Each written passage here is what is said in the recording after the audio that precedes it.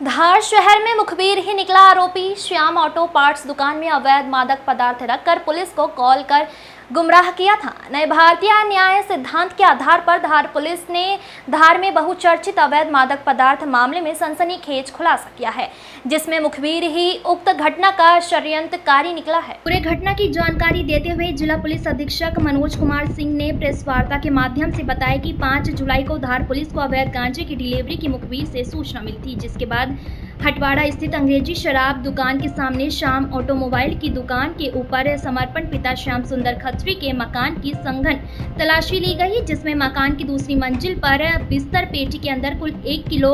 198 ग्राम अवैध गांजा, 21 ग्राम अवैध एमडी पाउडर, 2 ग्राम अवैध ब्राउन शुगर और अल्फाजोन टैबलेट मिली थी, जिसको पुलिस ने जब्ती कर विभिन्न मादक पदार्थों की धाराओं के अंतर्गत मामला पंजीबद्ध कर विवेचना शुरू की, जिसमें मौके पर पाए गए तथ्यों के आधार पर संदेही समर्पण खत्री से पूछताछ के दौरान किसी अज्ञात बदमाश द्वारा षड्यंत्र पूर्वक अवैध मादक पदार्थ को व्यापारी समर्पण खत्री के घर की दूसरी मंजिल पर बिस्तर पेटी के अंदर रखकर पुलिस को सूचना देना प्रतीत हुआ, जिस पर पुलिस ने गंभीरता दिखाते हुए सीएसपी रविंद्र वास्कले, थाना प्रभारी कोतवाली समीर पाटीदार और साइबर शाखा प्रभारी भेरू सिंह देवाड़ा के नेतृत्व में गठित टीम के माध्यम से कार्रवाई करते हुए बारीकी से जांच पड़ताल की और शहर में लगे सीसीटीवी कैमरों को चेक करने पर आरोपी हरीश पिता बाबूलाल जायसवाल निवासी बख्तावर मार्ग धार को नाम चिन्हित कर अभिरक्षा में लेकर पूछताछ की गई तो उसने अपना जुर्म कबूल किया और अपने रतलाम जिले के रिश्तेदार जो कि आरोपी के मौसी के लड़के धीरज पिता मनोज जायसवाल के साथ मिलकर रतलाम के अंदर कॉलोनी के रहने वाले ड्रग्स सप्लायर फैजान पिता अतीक अहमद को उक्त मादक पदार्थ खरीद कर समर्पण खत्री की दूसरी मंजिल पर लाने लोहे के गेट के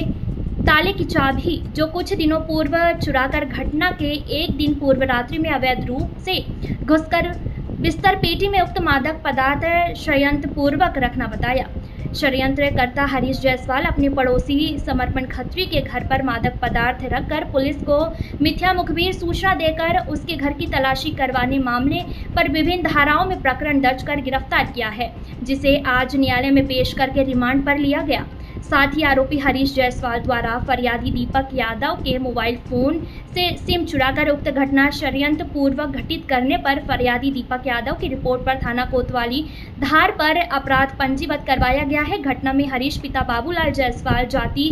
कलाल निवासी बख्तावर मार्ग थाना कोतवाली धार, जिस पर हत्या का प्रकरण भी दर्ज है। धीरज पिता मनोज जायसवाल निवासी आनंद कॉलोनी रतलाम, फैजान पिता अतीक अहमद निवासी आनंद कॉलोनी रतलाम को गिरफ्तार किया गया है। इसके साथ ही मामले का खुलासा करने वाली पुलिस टीम को 10,000 रुपए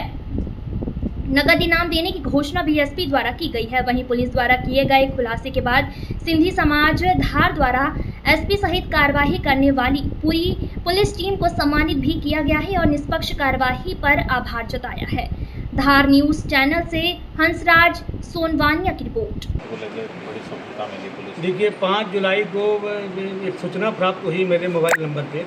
कि धार शहर के इस मकान में, खत्री जी के मकान में अवैध रूप से गांजा, अफीम और बहुत सारी सामग्री रखी हुई है। तत्काल सूचना तस्दीक करते हुए हम हमारी पुलिस की मौके पे पहुंचे और मौके पे पहुंचने के बाद वहां पे जो सूचना निशानदेही बताई गई थी, वहां पे गांजा मिला, अफीम पाउडर मिला, अल्फाजोन गोलियाँ मिली और मिलने के बाद हम लोगों ने कार्रवाई वहाँ पर शुरू करी। कार्रवाई शुरू करने के बाद जैसे जैसे जब्ती बन रही थी और जो घर वालों से पूछताछ हम लोगों की शुरू हुई, पूछताछ में यह बात सामने आना शुरू हुआ कि ये व्यक्ति जिनके घर में मिला है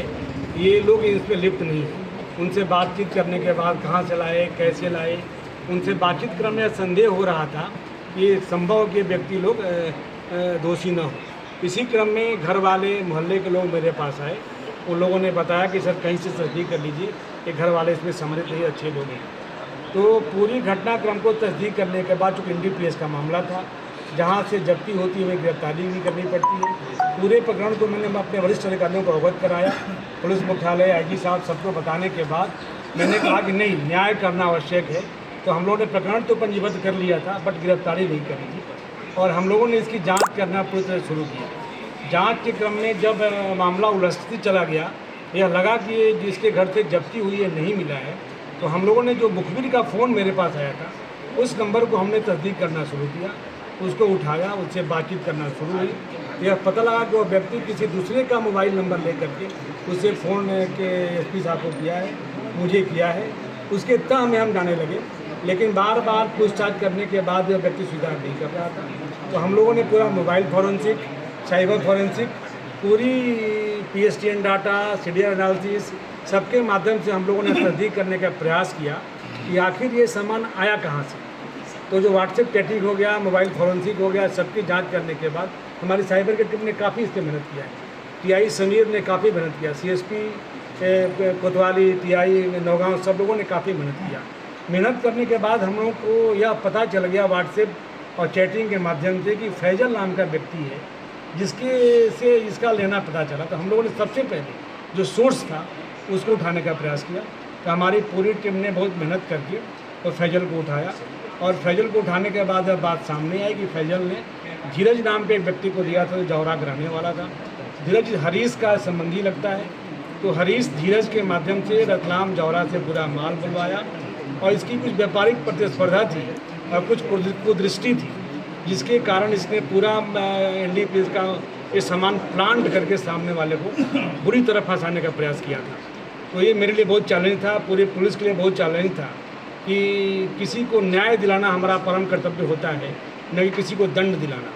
तो जो न्याय का सिद्धांत है, नया कानून भी लागू हुआ है, तो सबका अध्ययन करने के बाद मुझे लगता है कि NDPS की हिस्ट्री में पहला केस होगा जिसको बहुत ही गंभीरता से,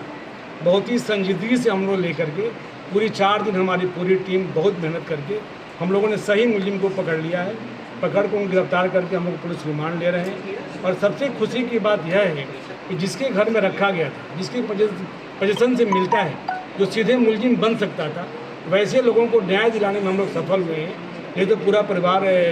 परेशान हो जाता।